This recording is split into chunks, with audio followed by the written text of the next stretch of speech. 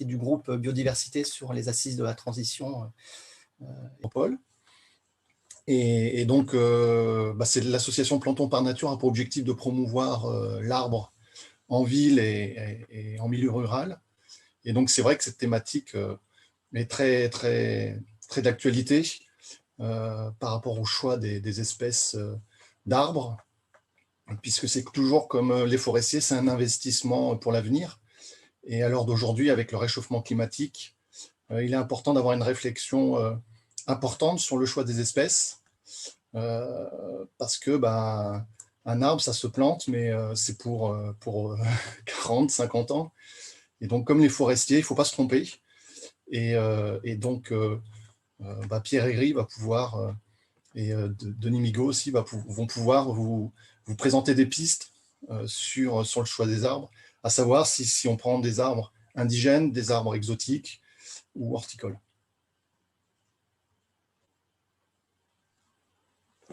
Merci Luc. Donc, pour rappel, bienvenue déjà à toutes et tous. Ce webinaire, c'est donc un webinaire qui est organisé par la métropole d'Orléans dans le cadre des Assises de la transition. Donc moi, je m'appelle Gabrielle, je serai facilitatrice de ce webinaire, donc pour pouvoir faciliter les intervenants et puis pour que vous puissiez poser vos questions. Les objectifs un petit peu de ce webinaire, c'est de pouvoir vous donner de l'information pour que vous puissiez mieux comprendre un sujet, hein, comme disait Luc, la biodiversité.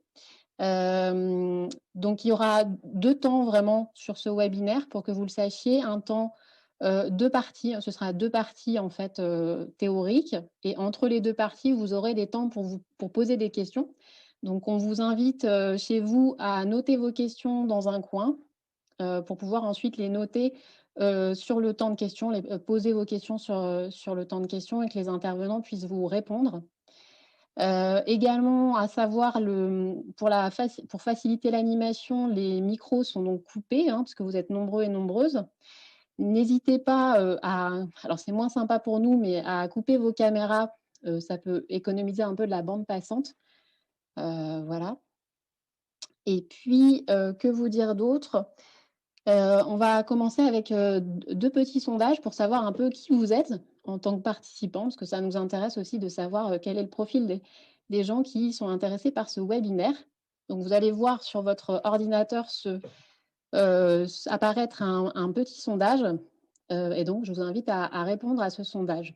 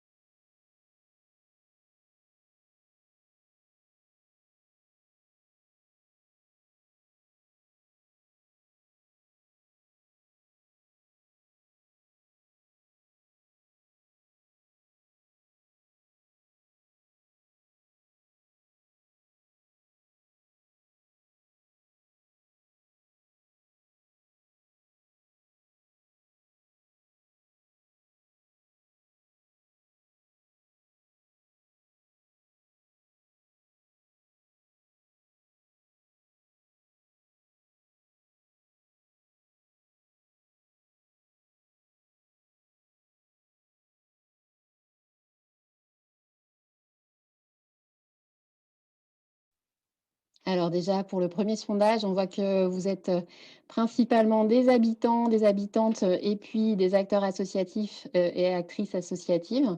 Donc merci pour ces premières informations. Puis on va vous lancer un deuxième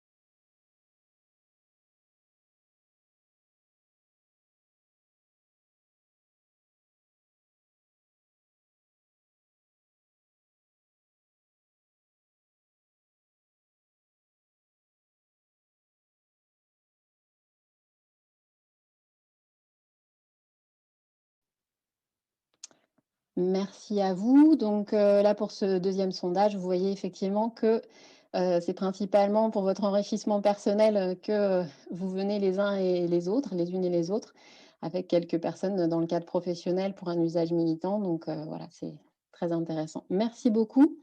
Je vais laisser la parole du coup aux intervenants pour pouvoir commencer ce webinaire. Et donc, c'est Denis Bigot qui normalement commence, si je ne me trompe. Non, c'est comme ça qu'on avait prévu. Voilà. Bonjour à tous. Donc Denis Bigot, juste pour être information, là, à partir de maintenant, on va enregistrer le webinaire pour qu'on puisse le réemployer ensuite dans le cadre des assises. Donc je vais me présenter rapidement là, le temps que mon collègue Pierre Herry lance la présentation. Donc je suis Denis Bigot, donc je suis de formation, donc je suis ingénieur agronome et paysagiste. Et aujourd'hui, donc je suis responsable du service ingénierie de l'espace public à la métropole. Donc qui gère l'aménagement des espaces publics et des espaces naturels sur l'ancien périmètre de la ville d'Orléans et l'ancien périmètre de l'agglomération. Donc dans les projets majeurs du moment, il y a notamment le parc de Loire pour ceux qui le connaissent, voilà, qui suit dans le service, et puis peut-être les requalifications de rues ou de grands axes voilà, sur Orléans ou sur la métropole. Pierre, tu as réussi à partager? Non?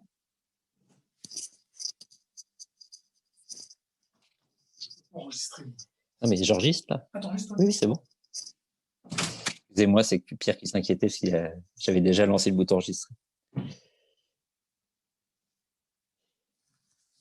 La présentation arrive, c'est dans les petits soucis techniques qu'on a.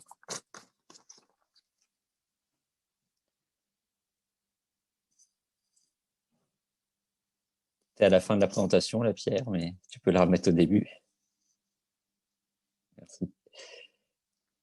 Donc, on vous présente quelque chose sur les arbres et les changements climatiques, donc en deux parties. Une partie, on va dire, plutôt générale, et puis après, une partie plus dans le détail sur les solutions qu'on a ou qu'on n'a pas, d'ailleurs, face aux problématiques ou qu'on aura à l'avenir.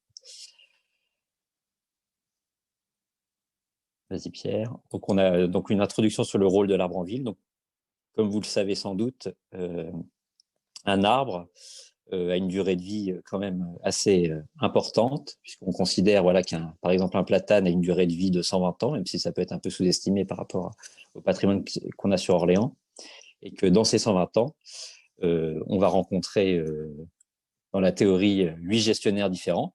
On part sur le principe qu'en moyenne, un gestionnaire est sur son poste pour à peu près 15 ans, et 20 municipalités différentes. Donc évidemment, ça pose la question des enjeux des choix instantanés par rapport à la gestion de ce qui est un patrimoine de long terme. Donc le rôle des arbres en ville, pour vous l'expliquer, en fait, dans un milieu non arboré, on a forcément des contraintes assez fortes de paysages peu attrayants, d'appauvrissement écologique et puis d'un air chaud. Et les arbres permettent de compenser ces effets-là, si tu peux passer à la diapo suivante, puisqu'ils rendent en effet des aménités ou des services écosystémiques, donc qu'on a listés, mais avec une liste qui n'est sans doute pas exhaustive. Tout d'abord, ça apporte une qualité de cadre de vie et de bien-être, ce qu'on a bien ressenti là, pendant le premier confinement, avec un besoin quand même des habitants de ville d'avoir accès à la nature en ville. Évidemment, c'est aussi un milieu et puis un accueil pour la biodiversité, notamment animale. L'arbre permet aussi d'améliorer et de préserver la qualité de l'air en captant une partie des polluants. Il permet, alors c'est moins connu, mais il permet aussi d'améliorer la gestion des eaux pluviales parce que l'arbre joue un peu un rôle d'entonnoir en fait dans les eaux pluviales puisque par son houppier, donc son branchage et ses feuilles, il permet aussi de capter les eaux et de les amener vers les racines et donc de les renvoyer directement dans le sol plutôt que de les renvoyer dans les réseaux. Ça, vous le savez sans doute, mais ça permet aussi la captation de carbone, notamment les plus jeunes arbres qui sont des vrais puits à carbone. Ça atténue les eaux de chaleur, on va y revenir après. Ça permet aussi de protéger les sols, comme on le voit très bien sur la gestion des bords de cours d'eau. Évidemment, c'est une plus-value importante en ville et dans le milieu naturel sur le paysage et aussi sur la valorisation du bâti attenant. Et enfin, ça peut aussi, quand le patrimoine est remarquable, être un levier de tourisme et d'attractivité du territoire, si la gestion et puis le développement de l'arbre en ville est bien pensé. Donc ça, c'était un petit peu, voilà, vous voyez à quoi peut servir l'arbre. Donc, en milieu naturel, mais il faut savoir que l'arbre en ville, forcément, est soumis à des contraintes qui n'existent pas hein, dans son milieu naturel. Donc, une température beaucoup plus élevée, hein, qui fait qu'il transpire beaucoup plus, qu'il y a la réverbération. Une réduction aussi de sa photosynthèse hein, par tous les polluants, tous les macropolluants hein, qu'on peut trouver dans l'air. Aussi des pollutions liées aux sels de déneigement, aux huiles, aux hydrocarbures et aux métaux lourds hein, qui sont liés à la vie urbaine.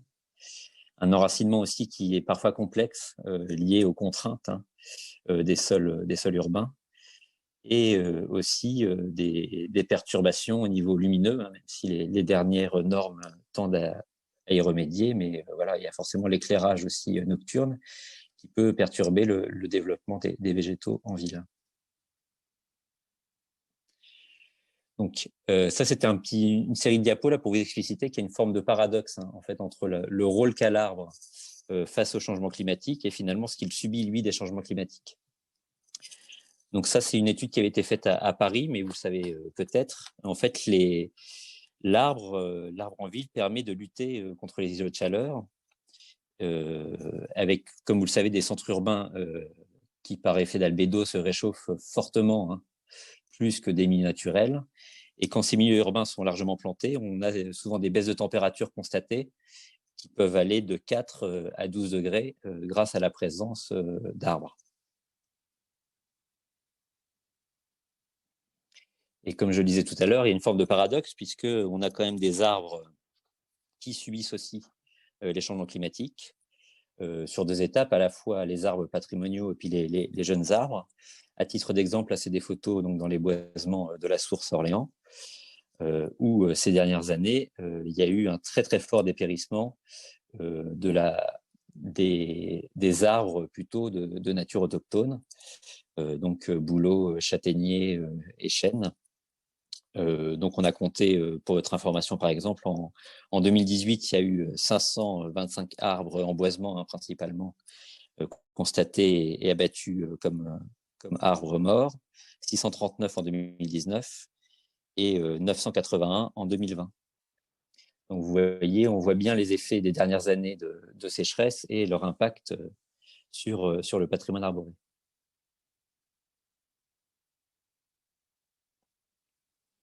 Donc ensuite, je vais passer la parole à Pierre pour cette partie technique.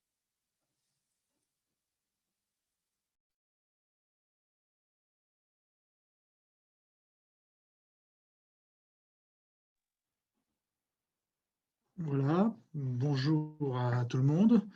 Donc avant de continuer, tout le monde m'entend, je suppose, ça doit fonctionner. Donc avant de continuer la présentation, je vais me présenter. Donc Pierre Herry, je travaille donc dans le service de Denis Bigot.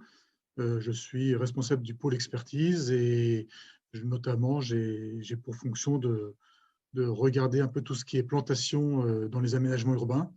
Donc les plantations, ça comprend également les arbres. Et donc, pour poursuivre la présentation, on a voulu vous présenter un petit peu la façon dont les arbres réagissent face aux périodes de sécheresse et de canicule qui ont tendance à se répéter chaque année.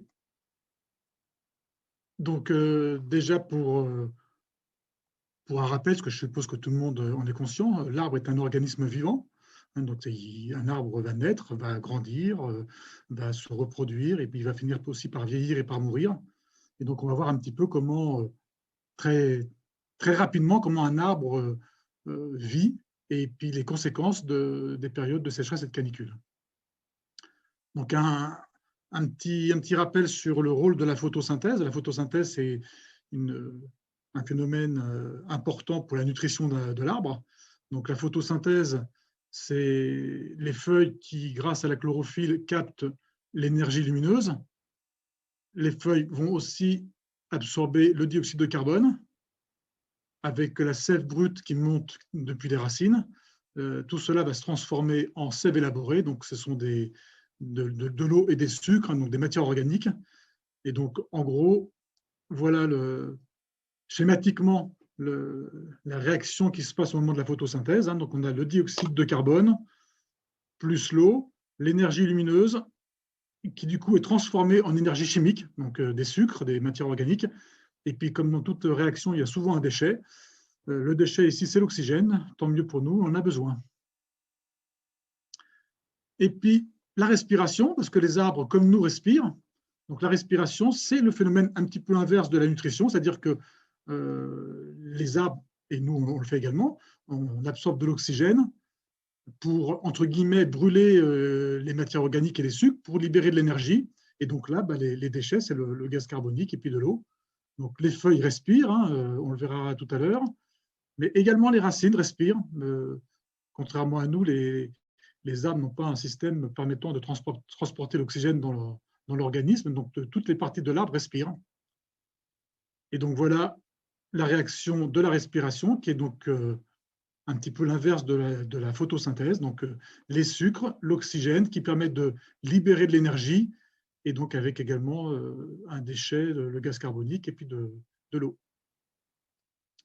Donc voilà une petite photo pour vous montrer que les racines respirent. Ici, c'est un cyprès chauve, qui est planté à Charbonnières, de même de Charbonnières, et on voit les pneumatophores. Donc ce sont des racines qui ressortent de l'eau et qui permettent à l'arbre, aux racines de l'arbre de pouvoir respirer. Donc c'est comme une sorte de tuba finalement, qui permettent aux racines de l'arbre de respirer, d'avoir de l'oxygène. Le rôle des racines, donc on parle un petit peu des racines. Les racines sont souvent oubliées parce qu'on ne les voit pas, mais elles ont un rôle très important pour la nutrition, l'absorption de l'eau et des sels minéraux, avec l'aide importante de champignons, hein, ce qu'on appelle les mycorhizes. Les racines permettent aussi à l'arbre de tenir, de s'ancrer au sol. C'est également important lorsqu'il y a des problèmes de tempête. Et puis, c'est aussi un lieu où il y a du stockage de matières organiques et de sucres qui ont été donc fabriqués pendant la photosynthèse. Une coupe un petit peu technique d'une tranche d'un tronc. On voit plusieurs tissus. Donc, si on commence par l'extérieur, on trouve l'écorce qui va protéger l'ensemble du bois.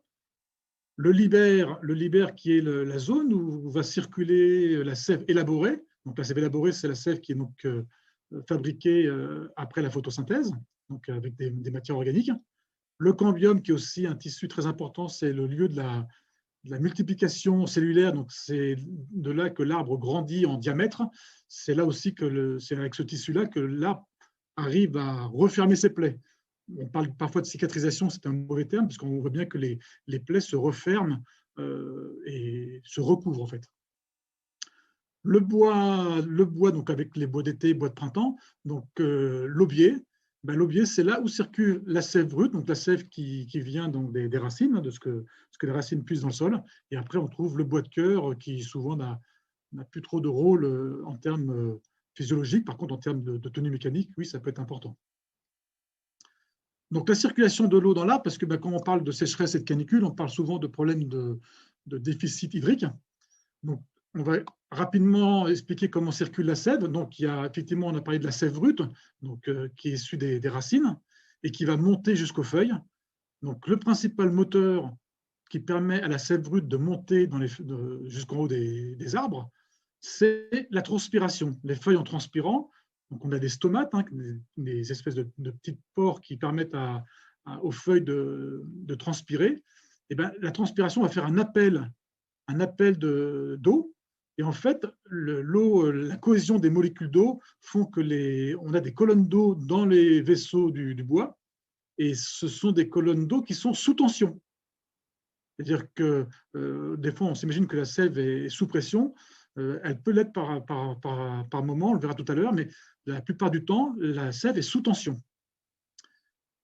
Et la sève élaborée circule, donc, comme on l'a vu tout à l'heure, dans le tissu du liver. Et donc là, il y a la sève qui circule un peu dans les deux sens. Et là, par contre, le moteur de cette circulation, c'est la pression entre les cellules où circule la sève. Donc, encore un petit schéma toujours pareil. On retrouve ici le libère qu'on appelle aussi le bois qu'on appelle aussi le xylème, où circule la sève brute. Donc là, les vaisseaux, ce sont des cellules qui sont mortes. On a vraiment une colonne d'eau avec la cohésion des molécules d'eau qui permettent à cette colonne d'eau de grimper jusqu'en haut des arbres. Et puis, dans le phloème, donc le libère, on a la circulation de la sève élaborée, aussi bien dans les deux sens, en fonction des besoins de l'arbre. Alors, juste une petite diapo pour vous expliquer que pour la sève brute, il peut y se passer ce qu'on appelle des embolies, notamment en hiver, donc on passera après en été, mais en hiver, avec les successions de gel et de dégel, on a des vaisseaux qui vont finir par ne plus fonctionner, parce qu'en fait, avec le gel, les bulles d'air qui sont dans la sève se regroupent, et puis au moment du dégel, ça fait des espèces de cavitations. Donc il y a des vaisseaux qui deviennent complètement qui ne sont plus opérationnels, pardon. Donc on le voit ici, au début de l'hiver, les vaisseaux bleus sont fonctionnels, et puis avec les successions de gel et dégel, les vaisseaux qui sont en rose ne sont plus fonctionnels.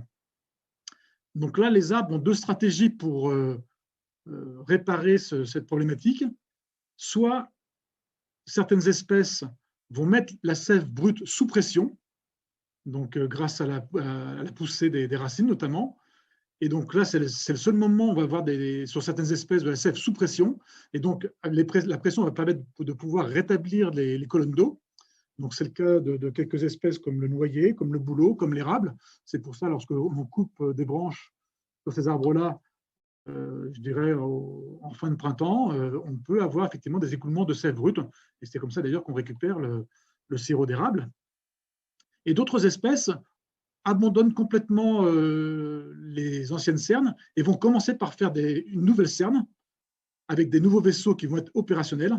Et donc là, on va avoir des arbres qui vont avoir un feuillage qui va apparaître un peu plus tardivement que d'autres espèces. Donc c'est le cas, par exemple, du chêne. Donc ces embolies hivernales, on en a parlé, mais ces embolies peuvent aussi arriver en période de sécheresse. Lorsque l'arbre manque d'eau, si l'arbre continue à transpirer au niveau de son feuillage, il va y avoir un manque d'eau. Les colonnes d'eau qui sont sous tension vont être trop fortes, la tension va être trop forte, et donc on va avoir des problèmes, des phénomènes de cavitation ou d'embolie gazeuse. Donc on voit ici un petit schéma qui montre plus la contrainte hydrique est forte, plus on a des risques de cavitation, et puis après, bien sûr, ça peut aller jusqu'à la mortalité de l'arbre. Donc, un petit schéma aussi pour montrer que les arbres transpirent. On a vu que les feuilles transpirent.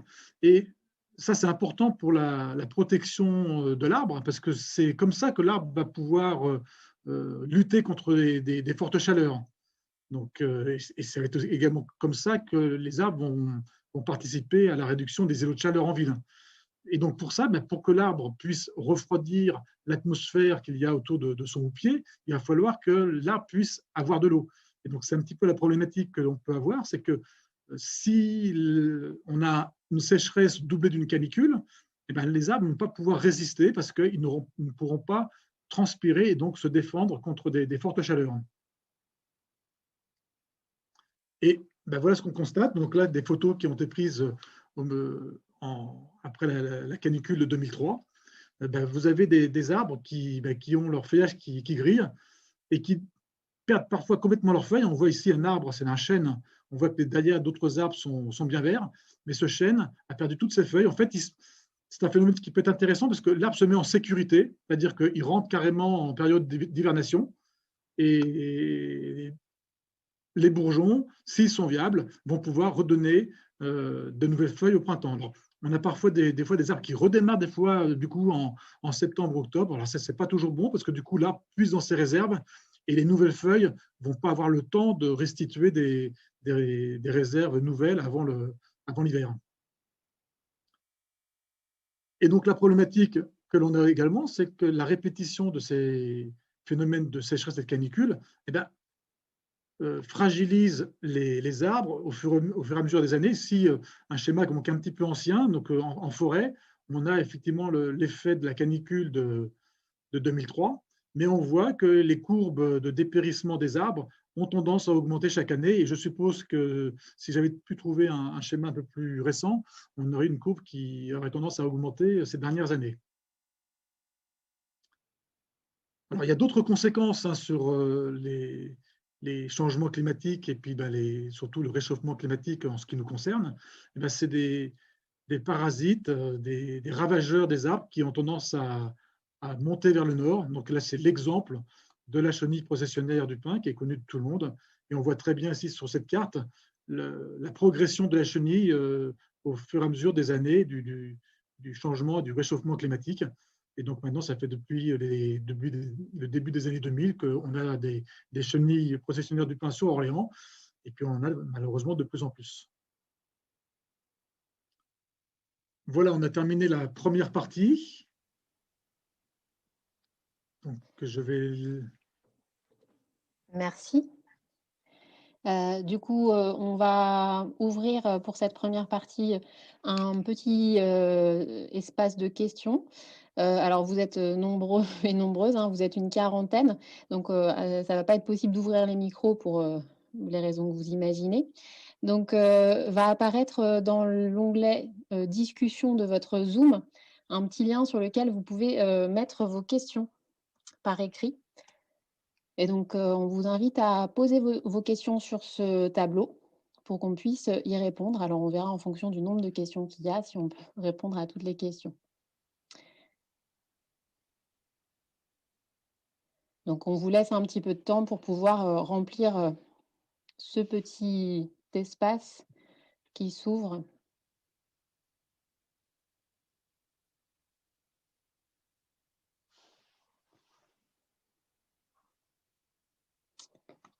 Et pour celles et ceux qui n'ont pas l'habitude de Zoom, pour trouver l'onglet discussion, s'il ne s'ouvre pas automatiquement, en dessous des caméras que vous voyez, en dessous, il y a un petit bandeau et vous avez discussion. Il suffit de cliquer dessus et puis de cliquer sur le lien.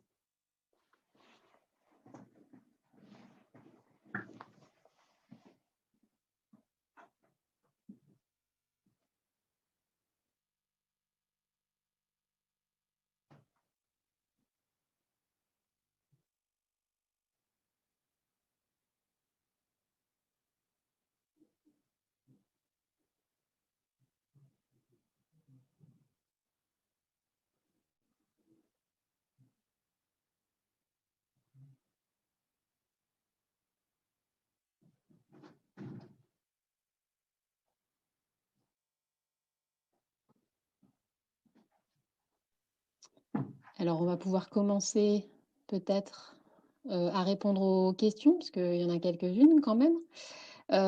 Donc, une première question, je ne sais pas si Pierre ou Denis répondra à cette question. Quelles sont les essences à favoriser en ville? Et donc, on a une question complémentaire. Quelles essences d'arbres planter dans les années à venir?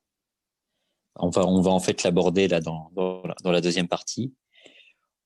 Vous m'entendez, oui? Oui, très bien. Oui, c'est bon, c'est bon. En fait, on va l'aborder dans la deuxième partie. Ce qu'on peut déjà vous dire, c'est que il y a plusieurs logiques qui peuvent se faire pour adapter les plantations. Mais on le reverra à la fin. Pour nous, aujourd'hui, c'est une problématique qui est partagée partout en France, puis sans doute en Europe et dans le monde. Et il n'y a pas encore de recette miracle, et il n'y en aura sans doute jamais.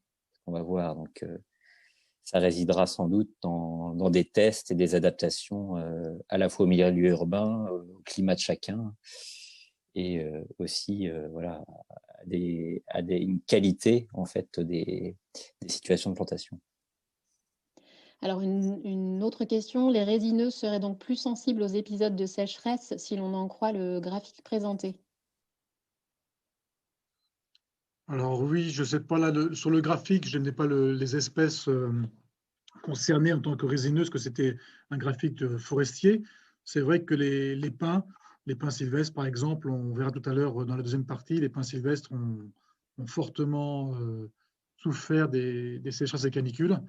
Mais après, c'est vrai qu'il y a, que ce soit les feuillus ou les résineux, les conifères, on a des espèces qui peuvent être résistantes et d'autres qui peuvent être plus fragiles. Une autre question, bonjour et merci. Est-ce que la quantité émise et consommée d'oxygène est équivalente entre transpiration et photosynthèse, ou plus d'oxygène émis, quelle proportion? Alors, je ne connais pas la proportion, mais effectivement, les arbres vont plus faire de la photosynthèse, donc consommer plus de dioxyde de carbone et donc rejeter plus d'oxygène qu'ils ne respirent que par la respiration. Contrairement à nous, les arbres ont besoin juste de respirer pour un peu d'énergie pour des divisions cellulaires, des choses comme ça. Mais bon, comme ils ne bougent pas, ils ne parlent pas, ils ne font pas de sport, donc ils n'ont pas besoin de respirer autant que nous. Mais donc la respiration, ça reste minime. Par contre, effectivement, la photosynthèse s'arrête en période de nuit, par exemple, alors que la respiration continue régulièrement. Mais c'est vraiment, je ne connais pas la proportion, mais c'est moindre, c'est sûr. Alors j'imagine que cette question, on trouvera la réponse dans la deuxième partie aussi. Quelles espèces supportent mieux le manque d'eau et les fortes chaleurs, hein, je pense que vous aurez la réponse tout à l'heure, c'est ça? Ouais, tout Oui. à fait. Bah, c'est vrai que puis enfin, ce qu'on verra aussi, c'est que, comme je disais, on cumule les effets de la situation urbaine et du changement climatique. Alors, dans les espèces, parce qu'on ne vous donnera pas une liste d'espèces miracles, hein. On a mis quand même quelques photos de quelques espèces qui semblent bien fonctionner, mais ça sera une liste non exhaustive. Autre question, les 639 arbres abattus en 2019 concernaient la métropole ou Orléans seulement?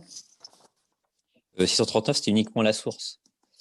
Donc, vous m'entendez? Oui, parce que je sais jamais si j'ai lu, mais oui, c'était uniquement pour la source, hein. Alors, à la source, là, ça semble énorme, hein, 639 arbres. Après, ces 639-là, c'est essentiellement des arbres en boisement. Mais là, c'est très intéressant, comme je le disais, puisqu'il y en a eu encore plus en 2020, et puis probablement ça va largement encore augmenter en 2021. Mais ça démontre quand même que même les plantes autochtones, hein, puisque c'était les plantes autochtones de la source, même si le sol de la source peut être parfois asséchant, parce que c'est principalement du sable rouge, bah, même ces espèces autochtones, hein, quand elles sont dans des milieux qui s'urbanisent, parce que il y a forcément on constate bien qu'il y a un effet, en tout cas, du changement climatique, puisque la courbe de mortalité est réellement croissante.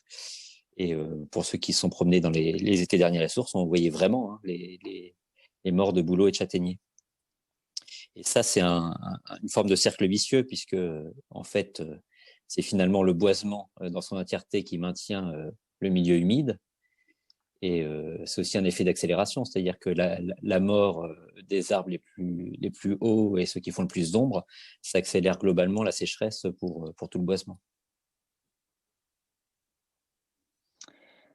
Jusqu'à quelle distance les arbres apportent-ils des bénéfices à la ville?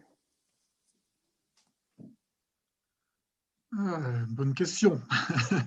Bonne question. Bah, à quelle distance c'est très. Je n'ai pas de chiffre à donner. Je pense que tous les arbres en ville permettent d'améliorer le climat et les îlots de chaleur. Je dois avoir quelque chose, mais il faudrait que je retrouve parce que j'ai pas de. Je ne sais pas si je vais retrouver ça dans mes petits documents. Non, je ne l'ai pas là. Mais je crois qu'on doit pouvoir trouver effectivement sur Internet la distance, par exemple, un petit parc, à quelle distance il continue à améliorer le rafraîchissement de l'air en période estivale. Mais là, je ne l'ai pas en tête, donc je n'aurais pas vous dire de bêtises. À moins que Denis, tu aies une réponse là-dessus. Non, oui, j'ai souvenir aussi des études qui avaient été faites sur les distances. C'était pas sur l'arbre en lui-même, c'était plus sur les parcs à jardins, en effet. Il y a Luc, quel Denis, était, là, voilà. Luc qui va peut-être nous aider là-dessus à répondre. Tu donnes la parole à Luc. Oui, on va réactiver votre micro, Luc. Oui, merci, vous m'entendez. Moi, je pense qu'il y a aussi un effet vis-à-vis du feuillage. Il y a des arbres qui ont des feuilles bien plus épaisses et bien plus grandes que des arbres avec des petites feuilles. Par exemple, le platane ou le marronnier dispense plus d'ombre au sol que certains arbres comme le Sophora du Japon qui a des feuilles beaucoup plus fines. Et je crois que Plantécité avait fait une étude justement qui indiquait, en fonction des espèces, ce que ça pouvait apporter en réduction de la température l'été, en fonction du type d'arbre. Donc je ne sais pas si ça peut répondre à la question, mais voilà. Donc plus on a un arbre avec des feuilles denses et serrées, et ben, je pense que l'aspect fraîcheur l'été est plus important qu'un arbre avec des feuilles plus fines et plus diffuses. Tout à fait. Alors, une remarque question, je ne suis pas sûre que nos intervenants puissent y répondre. On voit l'intérêt de protéger les arbres en ville pour éviter aux habitants de souffrir. Alors, pourquoi les friches sont si peu utilisées pour faire les lotissements, habitations, alors que les communes ont tendance à utiliser les espaces naturels? Je suppose que la personne parle des friches industrielles, par exemple. Donc là, il y a quand même, je sais qu'il y a des projets, par exemple, sur la friche Couel.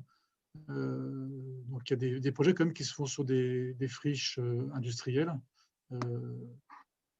Après, effectivement, l'expansion urbaine, des fois, se fait au détriment de friches naturelles.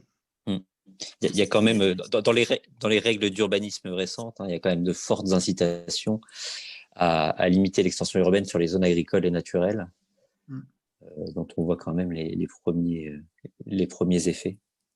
Puis je pense au niveau des friches, il y a aussi tout un projet de lotissement actuellement sur Saint-Jean-de-la-Ruelle, sur le site Renault TRW. Donc il y a quand même des extensions urbaines qui se font sur des zones qui sont déjà des zones, il ne faut plus des zones naturelles. C'était le cas aussi, par exemple, de l'Argonaute, sur l'ancienne friche de Stenwick à l'Argonne. Encore quelques questions. Comment les arbres tiennent les sols karstiques sur des volumes souterrains en bord de Loire? Et quelles espèces choisir pour tenir ces sols? Alors là, sur la géologie, on est peut-être moins bon, mais il ne faut pas imaginer non plus que les arbres aillent à des profondeurs extrêmes dans les racines. Alors Pierre, là, tu sais peut-être ça mieux que moi. À quelle profondeur, à part la vigne, en effet, qui peut aller à des profondeurs extrêmes, on n'est quand même pas à aller atteindre théoriquement les couches karstiques. On l'a vu tout à l'heure, les racines ont besoin de respirer. Et un des facteurs limitants pour le développement des racines, c'est le manque d'oxygène dans les sols. Donc la problématique des sols en ville qui peuvent être compactés. Et donc c'est pour ça qu'il ne faut pas imaginer que les racines, c'est le similaire de la partie aérienne. Les racines sont beaucoup plus en surface, elles vont beaucoup plus loin. Elles restent souvent dans le premier mètre ou un petit peu plus suivant le type de sol. Alors après, il peut y avoir des espèces effectivement qui peuvent fabriquer des racines plus profondes qui vont aller puiser, qui vont aller récupérer de l'eau là où se trouve en profondeur. Mais c'est vrai que le monde des racines est méconnu parce méconnu. On le connaît moins bien que la partie aérienne parce que forcément on ne le voit pas. Et puis c'est très très variable en fonction de la nature du sol. Puis les racines, dans leur croissance, elles vont s'adapter vraiment à ce qu'elles rencontrent. Donc s'il y a du vide, je pense qu'elles n'iront pas, en fait. C'est-à-dire qu'il y aura peut-être un développement de radicelle en surface d'un karst ou d'une carrière, mais il n'y aura pas une racine qui passera au travers du vide, puisque ce n'est pas ce qu'elle recherche. Alors, il nous reste 4 minutes là sur la réponse aux questions et on a 3 questions encore avant de passer à la deuxième partie. Donc, une question, j'ai l'impression qu'il y a eu un début de réponse sur cette question-là. Comment est-il encore possible que des projets immobiliers soient encore possibles sur des espaces boisés générant leur destruction totale? Alors là, nous, on n'est pas du service aménagement urbain ou droit des sols. Ça dépend effectivement du PLU.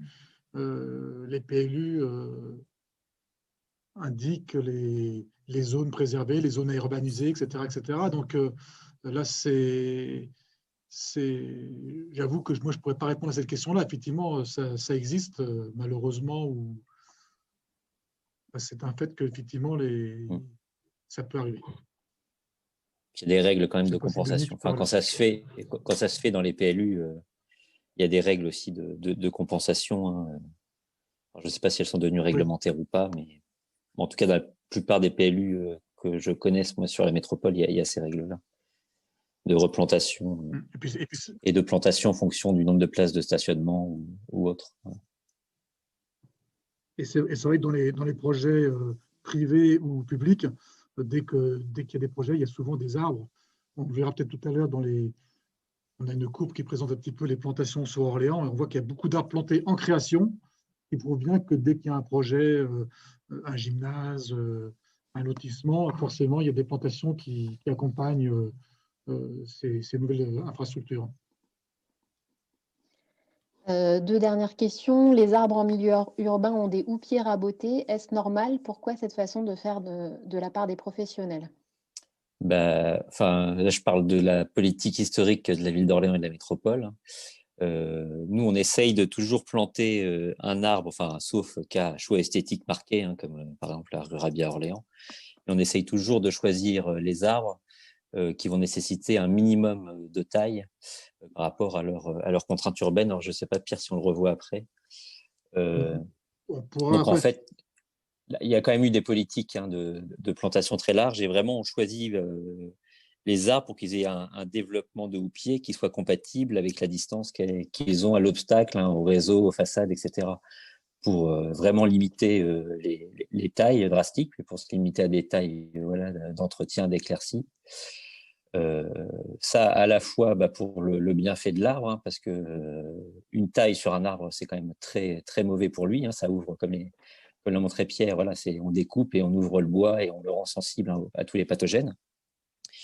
Et puis, c'est aussi évidemment mauvais pour la bonne gestion des données publiques, puisqu'on évite autant que possible d'aller dépenser de l'argent en élagage qu'on pourrait éviter.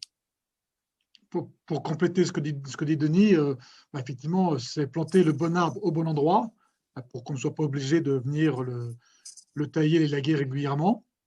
Par contre, c'est vrai qu'on gère du patrimoine ancien, des arbres qui ont été plantés il y a plusieurs décennies et qui ont parfois été conduits en port, ce qu'on appelle nous le port architecturé.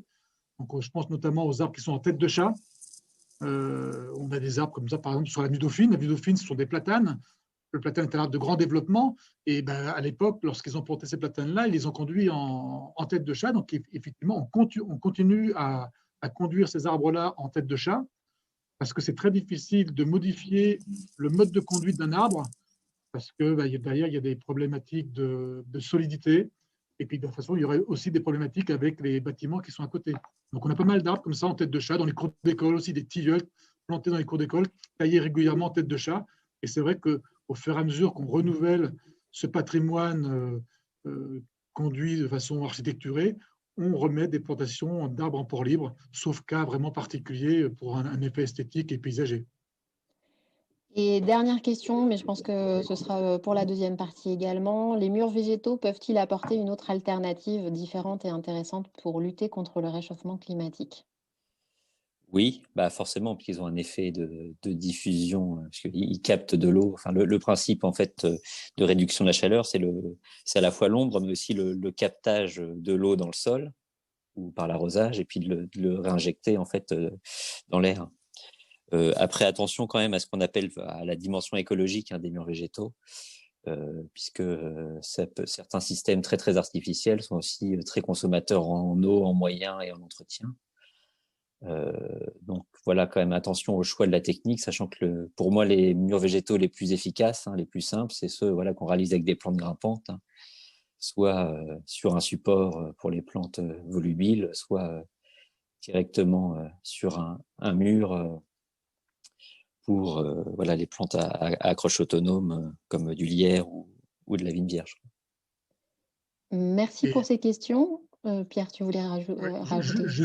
Juste pour compléter ce que dit Denis, par rapport à l'entretien, effectivement, l'entretien qui peut être compliqué pour des murs végétaux, alors que c'est vrai que l'arbre en ville, si il est bien choisi, donc planter le bon arbre au bon endroit, ben, l'entretien peut être quasiment minime.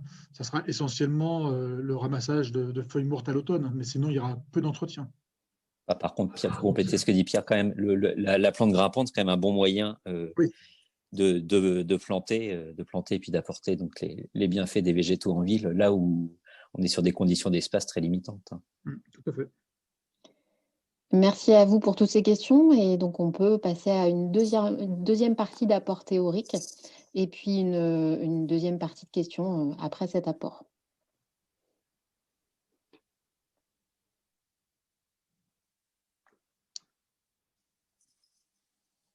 Donc, je vais continuer la présentation. Denis terminera la présentation un petit peu après. Donc, voilà. Donc, comment concevoir les nouvelles plantations face au changement climatique? On va répondre un petit peu à quelques questions qui ont été posées tout à l'heure sur le choix des végétaux, les choix des espèces. Donc, on va déjà parler un petit peu des espèces locales. Des espèces locales, oui, mais là, j'ai mis en illustration une petite plaquette qui a été faite par l'ORB, l'Observatoire régional de la biodiversité du Centre-Val de Loire, où on retrouve toutes les espèces arbustives et aussi les arbres qui sont naturels et indigènes dans la région centre. Mais qu'est-ce qu'une espèce locale? Je suis un petit peu provocateur, mais je prends l'exemple du châtaignier. Si vous regardez le châtaignier, le petit encart un peu grisé ici, je ne sais pas si vous voyez ma souris, vous avez l'air naturel du châtaignier qui est vraiment en gris foncé ici. Et le châtaignier est une espèce qui a été très, très importante pour l'homme à une époque, parce qu'il servait pour son bois, mais il servait aussi pour son fruit, pour la nourriture, hein, très important. Donc, c'est un arbre qui a été finalement cultivé et qui s'est répandu un peu partout. Et d'ailleurs, le nom latin, enfin le nom scientifique du châtaignier, Castanea sativa, sativa, ça veut dire cultivé. Donc, il y a vraiment eu une importance importante du châtaignier, et ce qui fait que si on était vraiment strict, ben on pourrait considérer que le châtaignier n'est pas une espèce locale. Quand on parle d'autres arbres en ville, on a parlé du platane et du marronnier d'Inde, ce sont des espèces qui ne sont pas locales. Et pourtant, on en a partout en ville. Donc, effectivement, ce ne sont pas des espèces locales, mais voilà, c'est à discuter. Ici, j'ai listé les espèces d'arbres locales qu'on retrouve donc, sous cette petite plaquette. Et très rapidement, donc, la lisier terminale est une espèce forestière, pas toujours bien adaptée vraiment au milieu urbain. L'aulne glutineux, bon, c'est un arbre qui pousse près des rivières, donc c'est intéressant là où on trouve de la fraîcheur, mais bon, en milieu vraiment urbain, ce n'est pas toujours le cas. Les bouleaux, pubescents et verruqueux, donc grosse problématique de sécheresse et de mortalité sur ces deux espèces, plus le problème aussi de pollen allergisant, qu'on retrouve aussi également chez l'aulne d'ailleurs. Le charme se comporte bien lorsqu'il est en petite haie de charmille, en CP. Par contre, en arbre-tige, en milieu boisé, ça va aller. En milieu vraiment urbain, l'arbre va souffrir des nécroses sur le tronc, parce que le charme est comme une espèce considérée comme une espèce d'ombre qui pousse souvent en sous-étage en forêt. Donc, en milieu vraiment urbain, il a du mal. Le châtaignier, j'en ai parlé tout à l'heure, c'est une espèce qui demande des sols non calcaires, donc on ne peut pas le planter partout. Plus la problématique des fruits en milieu urbain, en alignement de rue, ça pourrait poser des problèmes. Le chêne, donc les deux chênes indigènes vraiment sur la région centre, le chêne pédonculé et le chêne Cécile. Donc grosse problématique avec le chêne pédonculé qui supporte très très mal les canicules et sécheresses à répétition. Le chêne Cécile se comporte mieux. Je sais que nos collègues forestiers, maintenant, ne replantent plus de chênes pédonculés, ils partent sur d'autres chênes, donc le Cécile encore, bien sûr, et puis le chêne pubescent qui est en limite de notre... Enfin, l'aire naturelle est en limite de la région centre, donc le chêne pubescent, on en a replanté de nous aussi un petit peu. L'érable champêtre, lui, est une espèce très bien adaptée en ville, mais bon, on ne va pas planter que de l'érable champêtre non plus. Le frein commun, le frein commun fonctionnait pas trop mal, mais vous verrez tout à l'heure qu'on a une grosse problématique de maladie avec la calarose du frêne, un petit peu comme la graphiose avec l'orme. Le merisier, on en plante également en ville. Donc le merisier, donc le Prunus avium, là, le prunier des oiseaux, hein, avium comme l'avion, c'est l'oiseau. Donc avec ces fruits qui sont très intéressants pour les oiseaux, qui peuvent l'être moins pour les revêtements des trottoirs et des voitures qui stationnent en dessous. Alors, il existe des merisiers stériles, c'est moins bien pour les oiseaux, mais bon, ça permet quand même de planter des arbres en ville.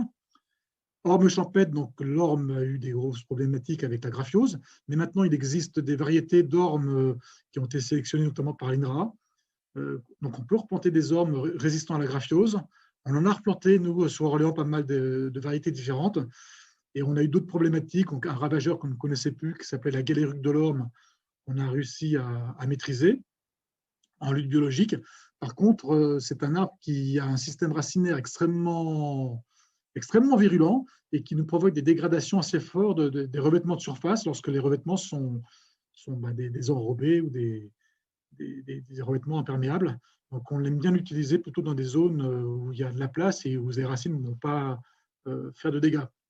Et puis, pour terminer, le saule blanc et le tremble, ce sont des espèces qu'on évite de planter en ville parce que c'est des arbres qui, pareil, au niveau racinaire, peuvent provoquer quelques dégâts. Et puis surtout, en grandissant, en vieillissant, ils deviennent très, très fragiles. Et donc là, on a des problèmes de sécurité pour les usagers. Donc, quelques photos qui reprennent un petit peu ce qu'on a déjà vu tout à l'heure, hein, ce que Denis en parlait, des espèces locales qui dépérissent, donc pas mal de dépérissements sur les bouleaux, sur les chênes, sur les pins. Donc, les photos parlent d'elles-mêmes, hein, des photos prises suite à la canicule de 2003. Vous voyez, on est vraiment en milieu boisé et on voit des conifères qui dépérissent, des pins sylvestres ici, qui dépérissent, des chênes qui dépérissent. Donc, pourtant, ce sont des espèces locales. Autre problématique avec certaines espèces locales, on a des espèces de chênes qui fonctionnent bien. On a parlé tout à l'heure du chêne Cécile qui fonctionne bien. On a d'autres chênes, même s'ils ne sont pas forcément indigènes, qui fonctionnent bien, comme le chêne de Hongrie, le chêne chevelu.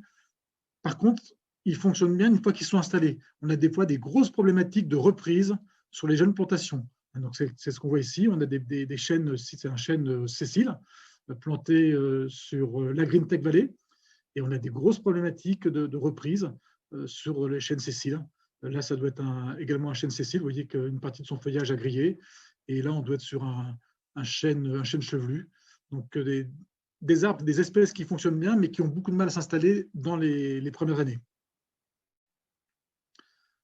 La calarose du frêne, je vous en ai parlé tout à l'heure, c'est une maladie qui est apparue assez récemment en France, qui vient des pays de l'Est, du Nord-Est. On voit que d'année en année, ça gagne vers le sud-ouest.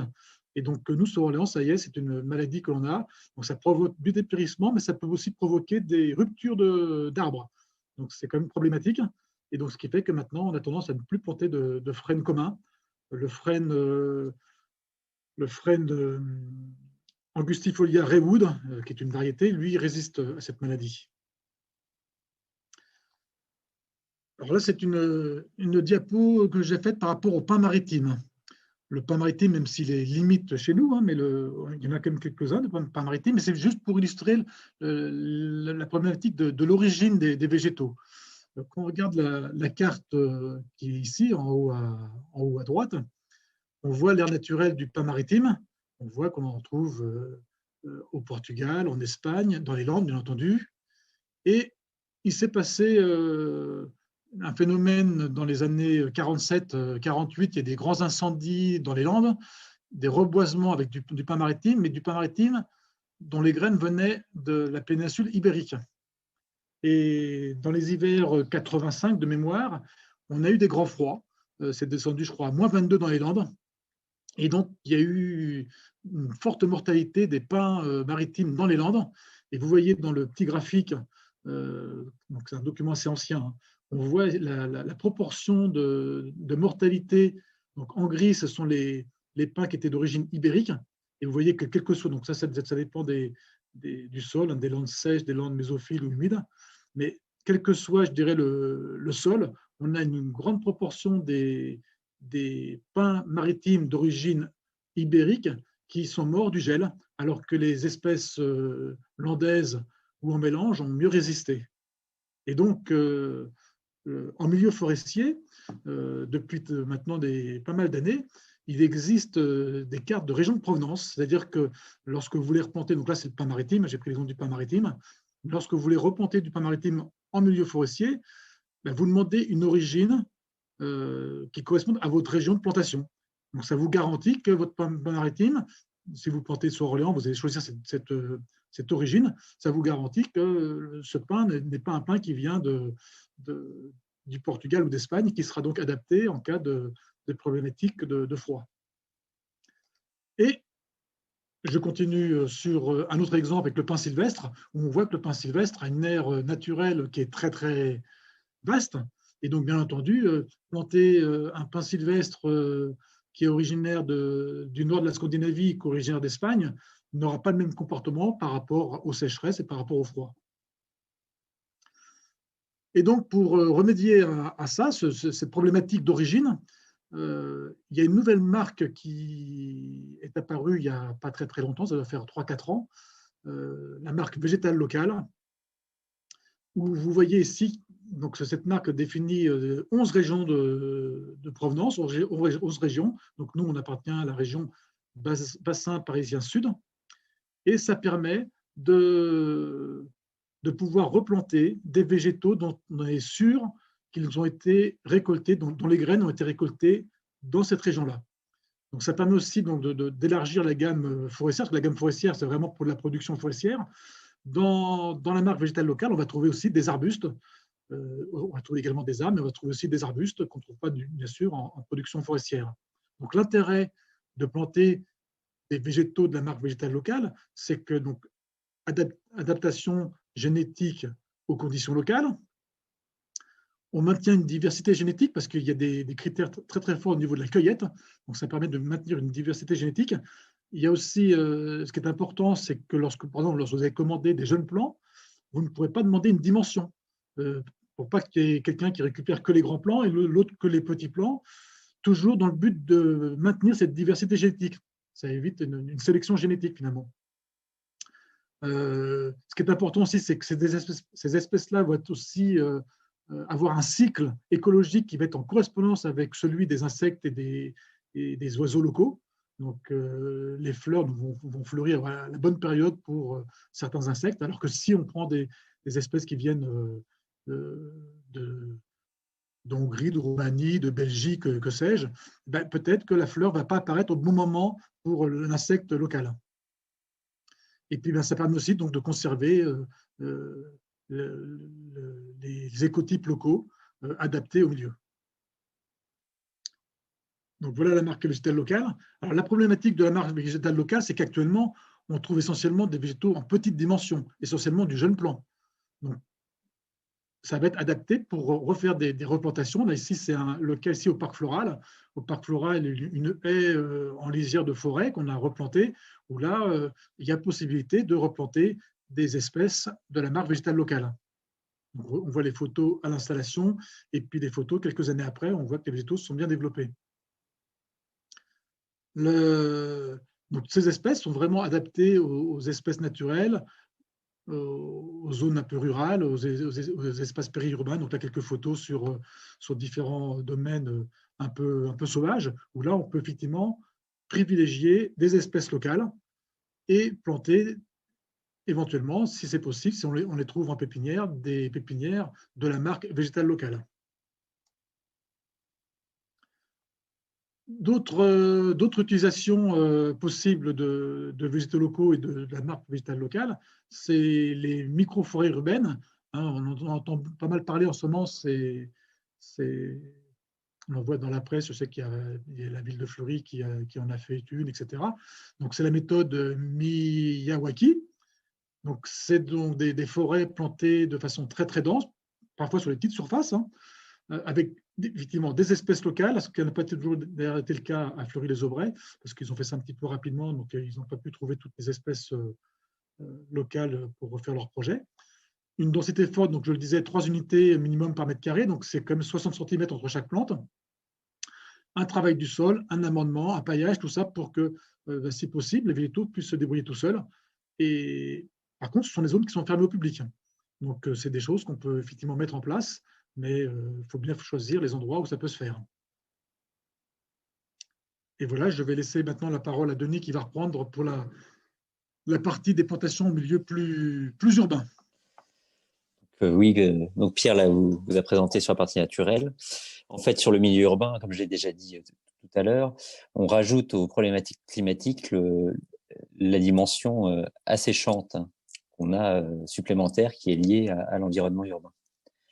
Donc là, c'était juste à titre d'exemple, donc de vous montrer, là vous avez à gauche en fait, de vous montrer un peu les démarches de plantation qu'il y a eu historiquement sur la métropole. Donc vous avez à gauche par exemple l'exemple dans le quartier du Noy, là, à Orléans, de la rue de Coulmiers. Donc dans les réaménagements de rue, on a toujours eu depuis plusieurs années des demandes politiques et techniques de planter au maximum. Donc vous voyez la rue de Coulmiers avant et après. Aussi d'intégrer au maximum dans les replantations des plantations adaptées, comme on l'a vu, on l'a expliqué aux dimensions, parce qu'avant là c'est le boulevard Châteaudun, donc avant il y avait des platanes qui nécessitaient des tailles. Ici donc on a planté des Zelkova, des arbres de Sibérie, qui sont plus adaptés à la distance à la plantation et qui permettent d'agrémenter et puis d'accompagner le paysage urbain qui serait quand même beaucoup plus dur avec ces nappes de stationnement sans ces plantations arborées. Et puis, donc, dans l'expansion urbaine, là, une ancienne friche, justement, là, sur la place Olivier de Serres, puisque c'était une friche Peugeot, là, si je dis pas de bêtises, à Saint-Marceau, où, dans la création de l'espace public, on plante aussi beaucoup d'arbres. Donc, vous voyez, pour illustrer aussi les contraintes en milieu urbain, ce qu'on disait tout à l'heure sur les distances de plantation. Donc, on adapte vraiment notre choix de végétaux aux contraintes qu'on a.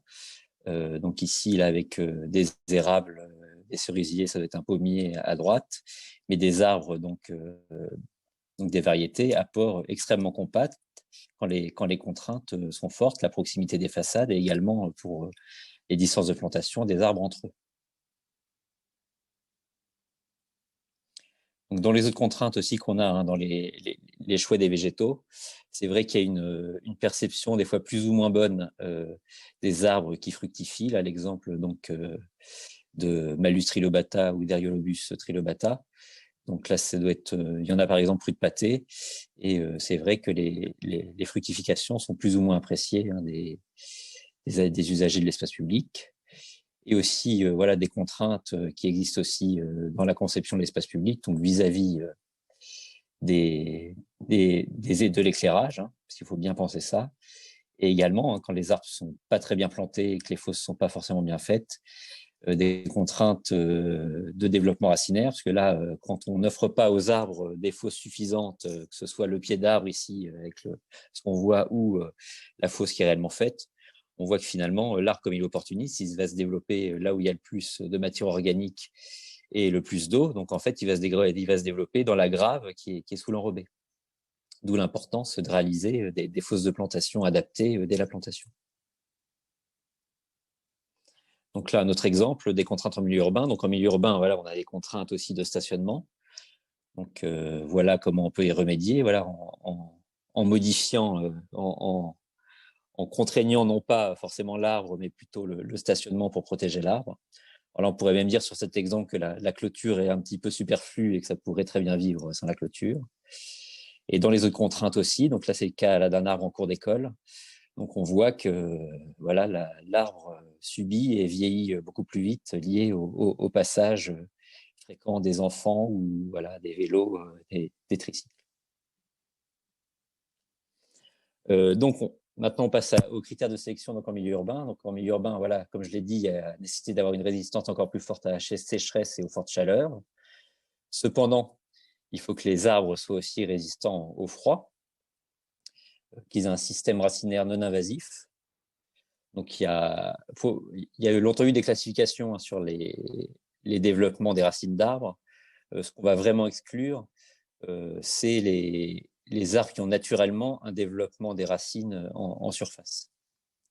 Donc éviter, alors ça c'est plus pour l'entretien, la production de fruits salissants. Éviter évidemment au maximum, même si c'est pas toujours évident, des espèces qui sont allergisantes.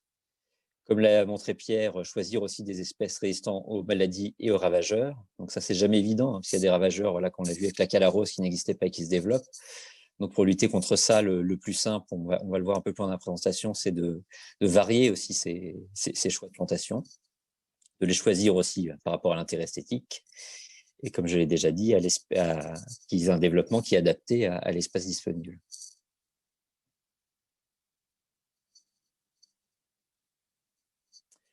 Donc voilà, donc c'est quelques exemples d'espèces qui sont adaptées au milieu urbain. Donc comme on l'a vu, des espèces autochtones ou non dans les érables. Un exemple ici d'un mycocoulier de Provence que j'ai peut-être pas dit, oui, dans le choix en gros. Comme on a des plantations dans des milieux plus contraignants que dans le milieu naturel, on va forcément, dans la logique, s'orienter vers des climats qui sont légèrement plus chauds que les nôtres. Cependant, si on part sur du systématiquement, par exemple, méditerranéen, on peut se heurter, comme l'explicitait Pierre avec le cas là, du pain maritime, à des non-résistances aux hivers froids. Donc l'idéal, même si ça limite un peu le choix, c'est de s'orienter sur des climats qui se font à la fois avec des étés chauds et des hivers rigoureux. Donc ce sera idéalement, en effet, donc des climats de montagne méridionale. Donc, vous avez d'autres exemples d'espèces exotiques, donc l'arbre à miel, Eodia danieli, les merisiers, donc qui sont des espèces locales, donc merisiers aussi, où il existe pas mal de variétés qui ne font pas de fruits. Donc les chênes aussi sont adaptés. On a vu que le chêne robur n'était pas forcément adapté, mais il y a d'autres chênes méditerranéens ou de climat méditerranéen qui fonctionnent bien. Donc le chêne à feuilles de châtaignier, donc Quercus castagnifolia. Le chêne chevelu, une espèce assez récente qui n'est pas depuis très longtemps en pépinière. Là, vous avez l'exemple la rue Marcel-Proust Orléans, donc le chêne liège de Chine, Quercus variabilis. Donc les ormes, qui sont là aussi dans les plantes plus locales. Donc l'orme lutèce, lui, il a l'intérêt, cette variété-là, d'être résistant à la graphiose. Donc c'est pour ça qu'il a tendance à se développer fortement dans les plantations. Donc les savonniers, une espèce aussi exotique.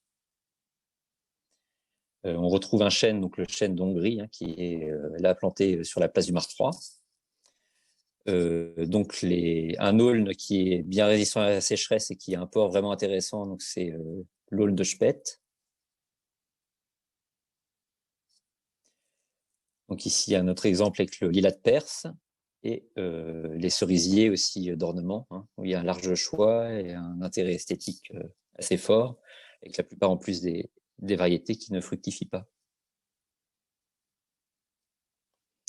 Donc c'est ce que je vous disais dans les autres stratégies pour lutter contre le réchauffement climatique et surtout ses conséquences induites, c'est d'essayer de varier au maximum nos choix de plantation d'arbres. Puisqu'on l'a vu, imaginons, vous connaissez sans doute les maladies du platane. Si aujourd'hui on avait uniquement du platane dans notre patrimoine, on serait embêté par les maladies et bien plus encore si on avait planté par exemple que des frênes. Et c'est ce qui s'est passé d'ailleurs historiquement avec la graphiose sur l'orme, où c'était il y a maintenant, dans le siècle précédent, au début du siècle précédent, la plantation d'aliments principal, l'orme, et quand ils sont venus, quand la graphiose s'est développée, facilitée aussi par la quasi-monoculture en alignement, les alignements d'orme ont complètement disparu et étaient largement remplacés par les alignements de platane. Donc, depuis longtemps, dans les stratégies, on essaye de varier au maximum les plantations, même si le platane à Orléans, parce que là, les chiffres d'Orléans ont une place prépondérante. Alors ici, vous avez une étude qui avait été réalisée par Plantécité, qui permet de comparer un peu le patrimoine orléanais et puis les fréquences moyennes en France. Donc vous voyez qu'on a en gros des données à Orléans qui sont légèrement plus variées que les données moyennes en France. Voilà. Donc 14% en érable contre 20% en moyenne. Et là, on est un peu plus fort, c'est plutôt historique, comme on l'a vu, puisque c'est lié au patrimoine de la source. Donc c'est la part de chêne, et aussi parce qu'on en plante pas mal dans des variétés différentes. La part de bouleau, sans doute voilà, de fait lié au changement climatique, tendance à diminuer, et la part de pin aussi qui est liée au boisement de la source. Donc vous avez un exemple aussi des changements qu'on pratique, donc de plus en plus dans cette diversification. On peut diversifier d'alignement à alignement, mais on peut aussi faire des choix de plantation qui sont diversifiés au sein d'un même alignement. Donc un exemple à Orléans, en haut à gauche, sur la rue du 131e régiment, et d'autres exemples là, avec des plantations très très variées. Donc c'est au Havre pour la deuxième, la troisième photo, et puis à Lyon pour la dernière photo. Donc, ce qu'on peut vous dire aussi, c'est que ce qui est aussi important, c'est d'anticiper le renouvellement du patrimoine, puisque à Orléans, on a beaucoup d'arbres adultes, et pour des raisons de sécurité, et surtout face au changement climatique, il ne faut pas trop que cette courbe glisse vers les arbres mûrs, puisque sinon, on va être obligé de renouveler très, très massivement à moyen terme. Et donc, pour vous illustrer le renouvellement de patrimoine, là, vous avez un graphique donc, qui illustre le nombre de plantations d'arbres sur Orléans ces dernières années. Donc, en moyenne, on est à 503 arbres plantés. Et donc, par exemple, dans ces 503, en 2018 et 2019, il y a 619 arbres qui ont été plantés uniquement en création, donc vraiment de nouvelles plantations. 54 en remplacement, c'est-à-dire arbre par arbre, et 30 arbres en renouvellement complet. Donc là, ça correspond probablement à un alignement. Donc là, pour conclure cette partie, donc comme on l'a montré au début de la présentation, il y a un paradoxe entre les bienfaits des arbres qu'ils peuvent apporter, notamment dans la baisse de la température, et finalement ce que subissent les arbres à cause du réchauffement, à la fois sur le patrimoine ancien et sur les jeunes plantations. On vous a là esquissé certaines solutions, mais ce qu'il faut se dire, c'est qu'aujourd'hui, il n'y a pas non plus de recette miracle, et que tous les gestionnaires d'arbres testent aujourd'hui différentes solutions. On a vu une partie, donc la diversification de la palette végétale, la plantation d'espèces locales, la plantation de microforêts, de réaliser des plantations de qualité, donc avec des fosses adaptées notamment, et qui protègent aussi les arbres face aux contraintes du milieu urbain. Et voilà, aujourd'hui, c'est un sujet qui est national, qui est porté par notamment Plantécité, et sur lequel dans les années à venir, il y aura de grandes discussions et peut-être des pistes de solutions, même si nous, on est convaincus qu'il voilà, n'y aura pas une solution magique, ce sera sans doute un bouquet de solutions qui sera à mettre en œuvre. Donc, les bienfaits de l'arbre en ville sont indiscutables. Et ce qu'on peut dire, c'est que seuls les arbres qui sont en bonne santé pourront apporter ces bienfaits arrivés à l'âge adulte. Donc pour conclure, on vous citait Francis Allais, donc, qui est un expert en arbres connu. Donc on peut dire que de presque toutes les activités humaines qu'elles engendrent un doute quant à leur utilité réelle, il n'y a qu'une seule exception, planter des arbres. On vous remercie. Merci pour cette présentation. Du coup, on va passer à la phase de questions. Donc, le lien est toujours dans l'onglet discussion pour pouvoir accéder donc à l'espace où vous pouvez poser vos questions par écrit. Donc, on vous laisse quelques minutes pour pouvoir poser vos questions par écrit pour que les intervenants puissent répondre.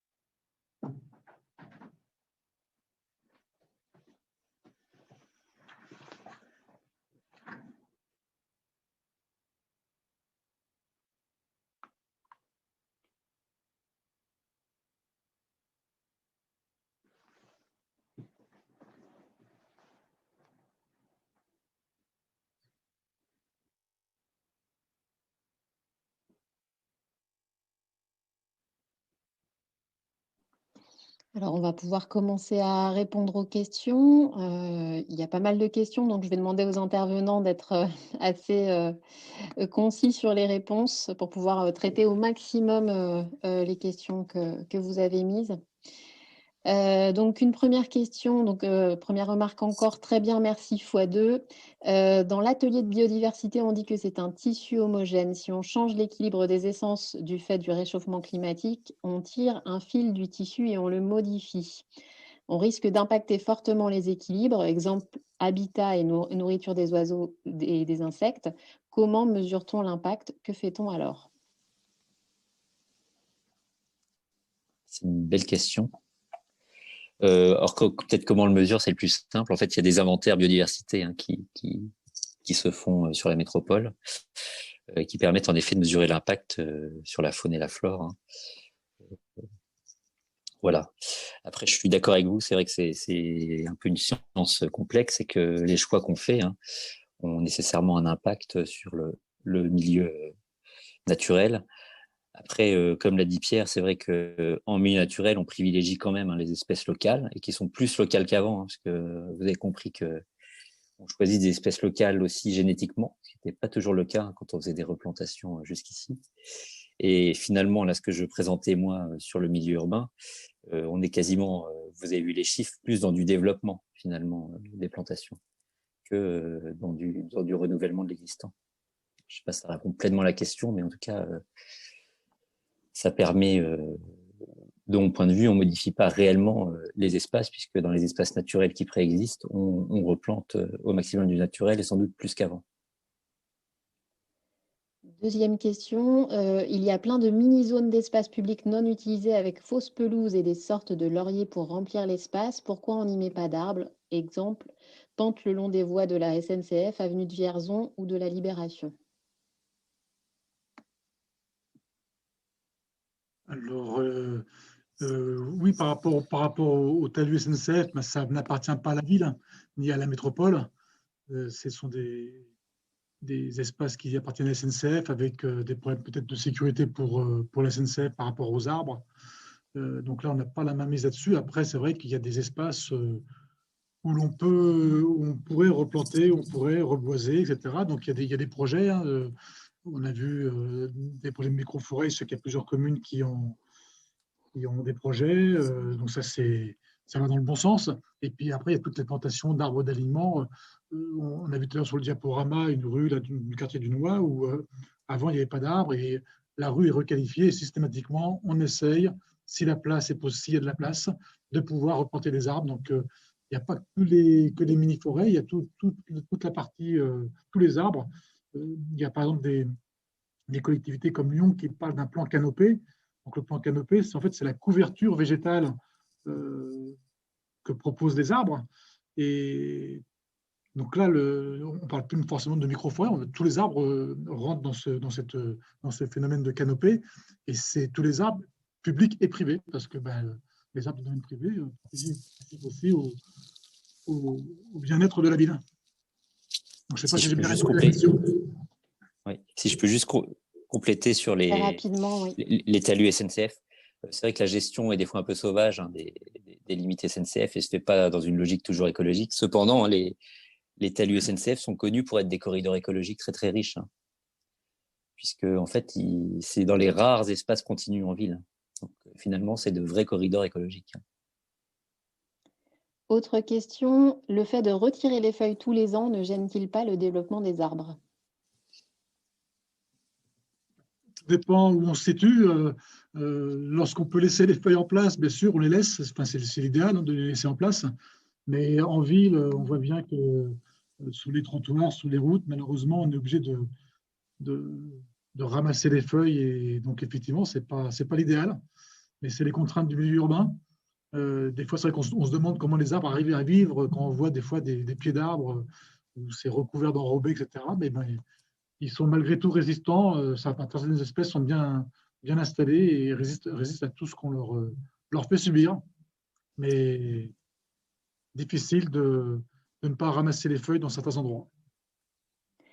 Mais après, juste pour compléter très rapidement, il y a aussi les tendances de la gestion écologique qui fait que des fois, en effet, c'est absurde de ramasser des feuilles, de les exporter, de consommer du carbone pour l'exporter et finalement de ramener de l'engrais pour les mettre au pied des plantes qu'on a. Donc voilà, dans les logiques de gestion écologique, il y a aussi ça qui est intégré. Et si ça va dans le développement, hein, enfin, je vois que M. Fradin là, de Saint-Jean-de-Bray est connecté, connaît ça très bien.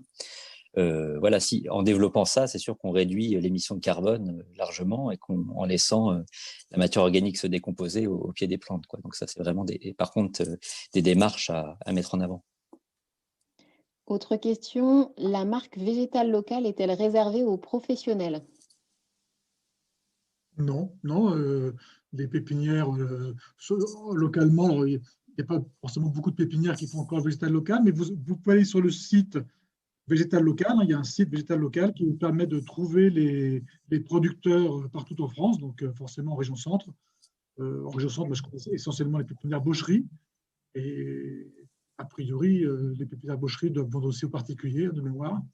Donc je pense que là, si vous voulez acheter des végétaux d'origine locale, il faut regarder vraiment sur le site végétal local. Luc, tu as peut-être un complément, Luc? Denis, si tu peux donner la parole à Luc.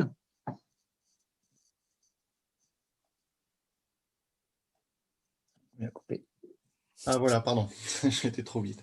Oui, et puis avec l'association Ingray Orne 2030, sur la dernière, parce qu'ils ont un groupement d'achat de produits bio, et en décembre, on a pu vendre du végétal local auprès des adhérents de l'association. En fait, on a fait un groupement d'achat sur du végétal local, et via l'application Cagette, les habitants et les adhérents de l'association ont pu acheter du végétal local qui a été distribué avant les vacances de Noël. Donc ça se fait aussi localement, petit à petit, pour permettre justement à des habitants de pouvoir acheter du végétal local sans forcément passer par des pépinières forestières type Baucherie, qui eux vendent des quantités énormes et qui ne sont pas forcément adaptées à la vente. Et en plus, quand on achète sur leur site internet, ça c'est envoyé par colis, quoi. Donc les végétaux sont moins frais et là ça permet d'avoir des végétaux de proximité, quoi. Voilà, donc il y a d'autres associations sur la métropole, il est possible de faire ce groupement d'achat pour organiser un petit peu la vente et l'accès au végétal local. Autre question, on a vraiment beaucoup de questions, je pense qu'on ne pourra pas répondre à toutes les questions. Le changement climatique a-t-il fait augmenter les ravageurs et les parasites? Oui, oui, on a vu la problématique de la chenille processionnaire du pain. On a de plus en plus aussi, même si c'est un ravageur qui existait déjà, la chenille processionnaire du chêne aussi, qui est parfois favorisée par les grosses chaleurs. Après, j'ai dit ça sous forme d'un petit peu d'humour, mais malheureusement, le principal ravageur des arbres en ville, c'est l'homme, hein. L'homme, sa voiture, son chien et les maltraitances lors des travaux publics. Donc les ravageurs, oui, on a des ravageurs, mais on arrive à les maîtriser en faisant de la lutte biologique. On avait le cas tout à l'heure de la calérie de l'orme, on a réussi à trouver une méthode de lutte qui est écologique. Donc, ce n'est pas la problématique la plus importante, en tout cas. Maintenant, il y a effectivement des maladies. Denis en parlait, il y a le chancre coloré du platane qui sévit plutôt dans le sud de la France, mais il y a eu des cas maintenant en région parisienne. Alors, je ne sais pas si c'est une maladie qui est favorisée par le changement climatique, mais ce sont effectivement des maladies qui peuvent être inquiétantes, hein, comme la calarose, on l'a vu tout à l'heure. Parce que dans ce cas-là, lorsqu'une espèce est touchée, on peut faire table rase d'une espèce. On l'a bien vu quand même avec la pyrale du buis, hein. Enfin, ça, c'est pas un arbre, c'est un arbrisseau. Mais voilà, quand on fait à la fois de la monoculture, hein, parce qu'il y a des fois des jardins avec énormément de buis concentré, et qu'il y a en plus du réchauffement climatique, ça a largement favorisé le développement de la pyrale et puis les atteintes à tous les jardins historiques, hein, qui étaient composés essentiellement de buis. On va peut-être finir avec 2 questions. Un arbre mort a aussi beaucoup d'intérêt pour la biodiversité, refuge d'insectes, nichoir d'oiseaux comme les pics. Y avez-vous pensé? Oui, Alors, vas-y. je vais essayer de vous montrer une photo que l'on n'a pas. Voilà, hop. Je vais le partager.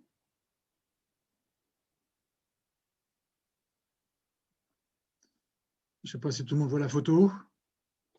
Oui, c'est bon. Voilà, ça c'est sur la source, un châtaignier quasiment mort, hein, avec une grande cavité qu'on a maintenue, en faisant, bien sûr, en suivant quand même, en faisant attention à ce qu'il n'y ait pas de cible potentielle en dessous s'il y a des branches qui cassent. Donc oui, les arbres morts sont utiles et nécessaires. On essaie d'en maintenir. Après, c'est toujours la problématique entre le risque potentiel pour des promeneurs et puis le maintien d'arbres morts. Après, bien sûr, il y a des possibilités dans des zones comme ça, un peu naturelles, de garder le bois mort à terre. Ça, effectivement, c'est des choses qu'on a fait. Je sais qu'on l'a fait au parc du Belle-Neuf, on fait un peu partout, de maintenir effectivement euh, du bois mort qui est très utile pour la biodiversité. Et enfin, dernière question, comment peut-on protéger les arbres existants? Car les intérêts et avantages des arbres adultes sont visibles aujourd'hui, tandis que les jeunes n'en apporteront que dans 30-40 ans. Oui, c'est effectivement, on l'avait écrit. Alors, on avait fait un diaporama qui était un peu long, donc on a supprimé toute cette partie qui était liée aux arbres existants. Mais effectivement, c'est important de les protéger.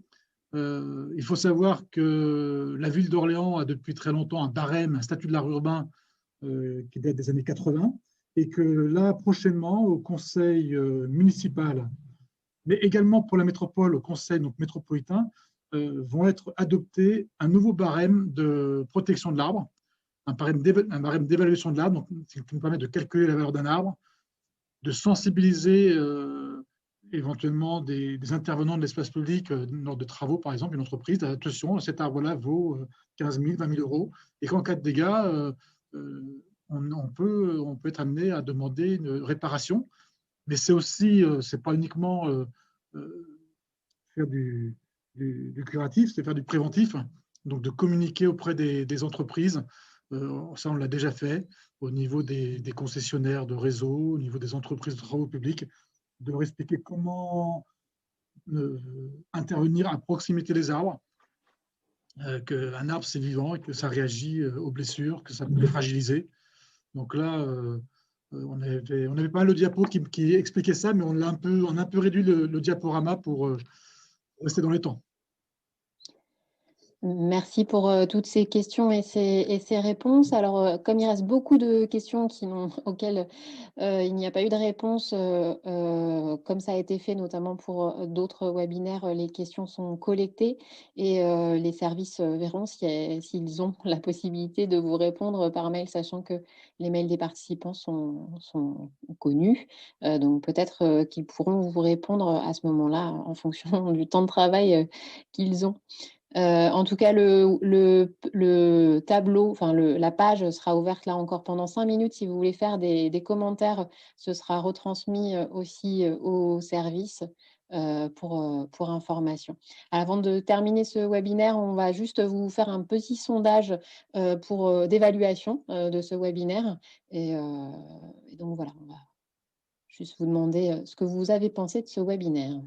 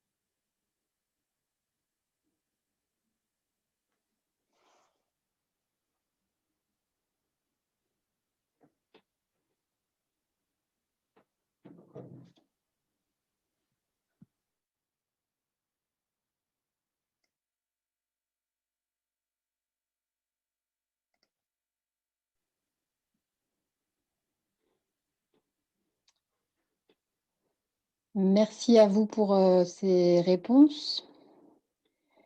Donc, on vous partage les résultats pour que vous ayez un peu une idée de comment se positionne chacun. Globalement, c'est assez satisfaisant pour l'ensemble.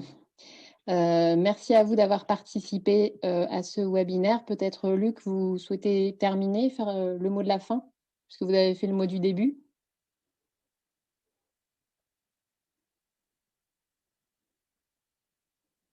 Alors, on ne vous entend pas. Voilà. Oui, là c'est bon. Oui.